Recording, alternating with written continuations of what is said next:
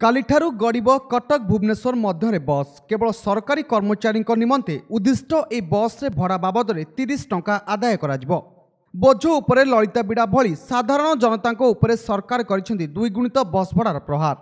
Green zone रे चलिबाकु थिबा समस्त बस भड़ा दुईगुणा करिबा पई सरकार निष्पत्ति नेछंती। एहाकु ने साधारण जनता मध्य तीव्र असंतोष देखा देछि। जेतेबेले कोरोना माड़े साधारण जनता निजर रोजगार और कर्मसंस्थान हराई हैरान हरकत होउथिबा बेले 3 मासर अग्रिम दरमा पाइथिबा सरकारी कर्मचारी को एभली अनुकंपा कहा स्वार्थरे बोली प्रश्न उठुछि। घरोई बस मालिक मानकर क्षति को आखिरे रखी सरकार एहिपरि निष्पत्ति नेइथिबा सफेई दैछंती।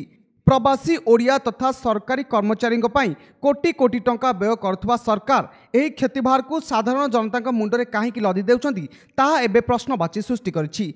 आमर अनुमोदन ऑलरेडी सरी माननीय मुख्यमंत्री किंतु एबे तो ग्रीन जोन गुड़ा मतलब रेड जोन हो गलानी सेठू केमती कि भाव में से ये भितर कराब से माने निर्दिष्ट भाव में किसी हो पारि नाही सेटा दिन दि दिन भितर बाहरी पड़ो जो मैंने से एकमत हेबे गाड़ी चलो प्रायतः निष्पत्ति होउची जे जो गाड़ी गुड़ा जो थिला धरतु 50% गाड़ी रे से माने जो क्षति गुड़ा भरण करने गाड़ी चार्ज जी चार्ज बढ़ो चार्ज द्विगुणित हम भड़ा भड़ा द्विगुणित हेले 50% से मेकअप हो जापर जो मान निहाती जावा कोर्ट को आवश्यकता थी से अधिका दाम देले बाधब ना जीवे और ईमान जो क्षति कथा जो उठुची हम ना। Bureau report Konark news.